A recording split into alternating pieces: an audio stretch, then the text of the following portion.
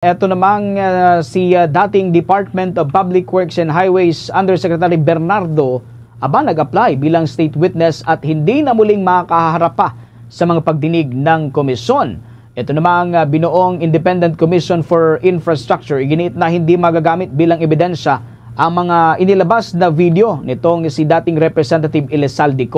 Alamin natin kung bakit sa pag-uulat ni Bombo Isa Cotoner. Bombo Victor, Bombo Jai, kinumpirma ng Independent Commission for Infrastructure na hindi nakadalo si dating Department of Public Works and Highways Undersecretary Roberto Bernardo sa nakatakdang pagdinig ng komisyon ngayong araw matapos itong magpadala ng liham.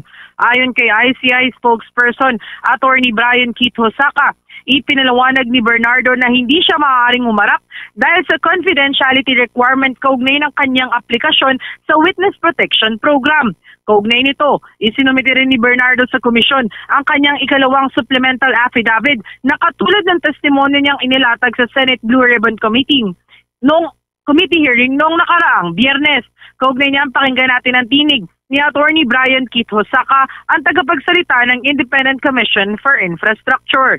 Tanggap po ang komisyon ng isang sulat mula sa dating DPWH Undersecretary Roberto Bernardo kung saan po ay kanyang nabisuhan ang komisyon na hindi po siya makakadalo sa hearing ngayong hapon.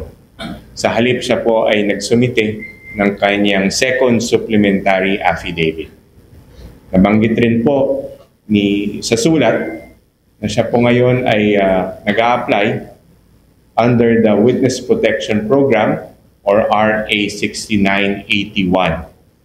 Dito po sa batas na ito, pinaliwanag niya that there is a confidentiality clause or provision wherein siya po ay pinagbabawal na mag-disclose ng anumang impormasyon na konektado sa kanyang application bilang maging state witness. Dahil po dito ay tinanggap po ng komisyon ng kanyang sulat at ang kanyang affidavit para mapag-aralan at masama sa aming investigasyon. Samantala, sa kaugnay pang balita, sinabi din ng Independent Commission for Infrastructure na sa kasalukuyan, hindi pa maaaring gamitin bilang ebidensya ang mga video statement ni dating Bicol Representative Zaldico na nakapost sa kanyang mga social media account. Ayon sa tagapagsalita na kinakailangan na ang anumang video ay beripikado at hindi na bago alinsunod yan sa Rules of Evidence. Kaugnay niyan, pakinggan natin ang paliwanag ni Attorney Brian Keith Hosaka, ang tagapagsalita ng Independent Commission for Infrastructure. Tinitingnan rin namin dito, pag magre-refer kami kung ano man ang ebidensya namin, dapat to it will hold water, it will hold the scrutiny by the courts. Alam naman natin under the Rules of Evidence that kailangan talaga mga sworn affidavits to, kailangan talaga verified. And plus the fact that I just have to mention that the videos come in alam niyo sa under the Rules of Evidence.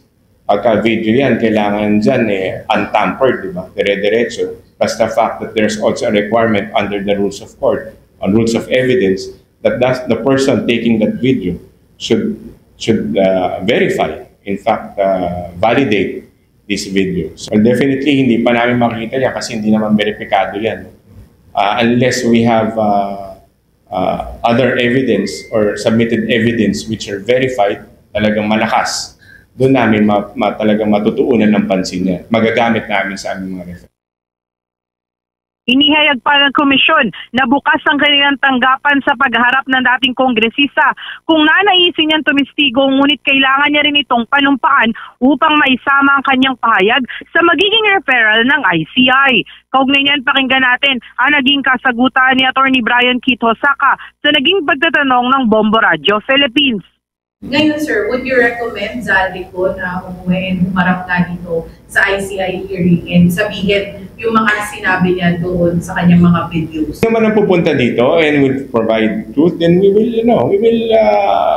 welcome them. Because Zaldico.